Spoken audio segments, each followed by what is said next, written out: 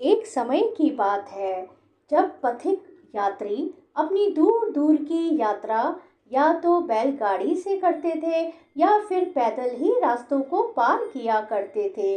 गांव से थोड़े दूर पर एक बूढ़ी काकी की झोपड़ी थी और एक आध और झोपड़ियां बनी हुई थी। जंगल वहां से 2 कोस दूर ही था। रोज बूढ़ी काकी जंगल जाती और लकड़ियां इकट्ठी कर ले आती। काकी एक धार्मिक महिला थी। बैठे बैठे सोच विचार करती थी और अपने पुराने दिन को याद करती जब उनका जवान बेटा जिंदा था। उनकी खूब मदद किया करता था, परंतु एक दिन सांप के काटने से वह चल बसा था। वो और उसका पति ही रह गए थे। धीरे धीरे वक्त के चलते बूढ़ी काकी का पति भी लंबी बीमारी के चलते परलोक सिधार गया। उनके आंसू झरझर बह रहे थे। दिन रात प्रभु की सेवा में उनका दिन बीतता था। बूढ़ी काकी दिन रात यही पश्चाताप करती कि वो कभी किसी के काम ना आ सकी। संसार के पचड़ों और घर गृहस्थी के बीच में रहते रहते उनका ध्यान कभी भी किसी की मदद करने के लिए या निस्वार्थ सेवा में कहीं भी नहीं लगा। मानव जीवन पाकर मैंने तो कुछ भी भला नहीं किया। प्रभु मुझे कभी माफ नहीं करेंगे। मनुष्य जीवन व्यर्थ गया। ऊपर जाकर प्रभु को क्या मुंह दिखाऊंगी। मानव अपने उद्देश्य के साथ धरती पर जन्म लेते हैं।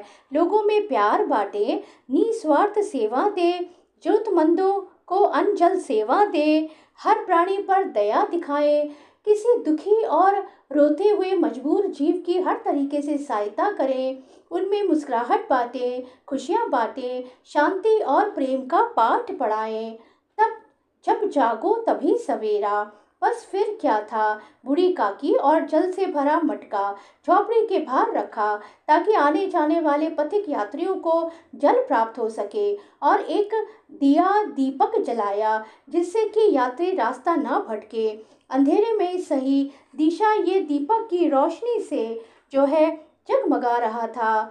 इस तरीके से वह ये दीपक की रोशनी से उन्हें रात को सहायता मिले, यही सोचकर बूढ़ी काकी ने एक दीपक जला दिया और खुद रात भर जागकर भूखे पथिक की इंतजारी करती रही। और कोई भी शायद यात्री आ जाए, यहाँ से जल पिए, उसको रोशनी मिले, और भूखा हो तो वो खाना भी बना के दे, यह सोचकर वो उनकी इंतजारी करती।